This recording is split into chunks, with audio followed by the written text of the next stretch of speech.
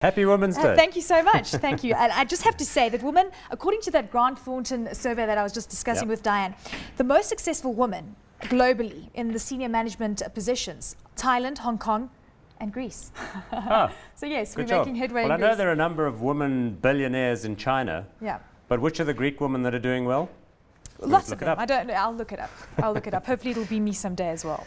Anything that can be done in terms of human resource development at that level, I'm all for it. Okay, well, speaking of Women's Day, I think it's really interesting that the championships, the UEFA Championships League, kicks off today on Women's Day. Now we're talking about soccer. So women are going to be glued, men are going to be glued to the TV screens, and it's Women's Day. Well, so I'm thrilled you want to talk about the soccer because I was afraid we were going to have to discuss Twitter issues to do with Twitter and, we could do that if you like. Concerns in the eurozone about, sovereign debt and so on. So you're absolutely right. Arsenal in the second leg of the UEFA Champions League down at the Nou Camp in Spain, taking on Arsenal. It's going to be important that, they proceed to the next level. It's going to be a great game. So I guess Barcelona, didn't they won 2-1? They went Arsenal? to the UK. They won 2-1. No, Arsenal won 2-1. Oh, yes, Arsenal. So now the return match, and it's best of two. So that's how it works. And then there's also a game, I think, between Roma and Shakhtar Donetsk. So you've got the Italian-Russian angle, if that interests you as well tonight.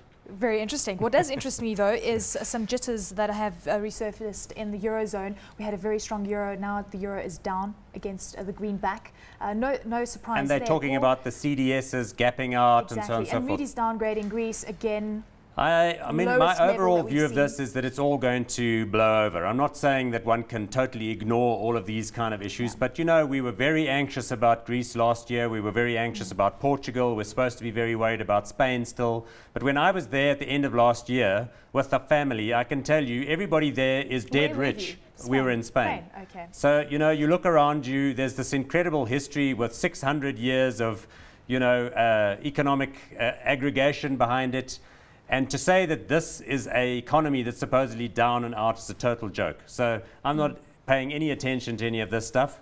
And quite frankly, I'm sure they'll come up with some kind of workaround. Well, you're saying that you're not concerned, but also just keeping in mind that a lot of the countries that are holding the debt, shouldn't we start focusing on them? Yes, and there are banks and there are insurance companies that own this sovereign paper. And if one of these countries has to do a significant restructure or defaults, then it's going to have a knock-on effect. But thanks to that issue, I think that's why, in fact, they're going to come up with ways of providing support from the eurozone, and the whole thing is just going to wiggle its way along, and all of the benefits that are there are going to get downscaled in future years in order to balance the books. I know this is my happy scenario. But you're always happy, Paul. And eventually, as we've said this before. But I'm always right in the long run. Right. Exactly. But bears are also right in the long run. In the some short sense. run, you can have a few successes. Okay, fantastic. Okay, Uranium and Uranium One doing relatively well on the back of the uranium price rally. I know we're out of time, but in terms of that, it looks like uranium is kind of coming right. So nuclear power is back in action. Uranium price flying higher. So those little uranium stocks like Uranium One doing well, but they've been such volatile stocks over the years. I think you've got to be crazy to buy them. So you wouldn't go into? No, it's just too much. What I can see they're doing well. What about rare earth stocks? I think it's definitely a topic that we should discuss. This is your crank interest, right? You like technology. We use rare earths in everything. So yes, definitely a focus that we should have. Fuel of the future. Exactly. Show of the future. Paul Theron, thank you very much for joining me today. Always a pleasure.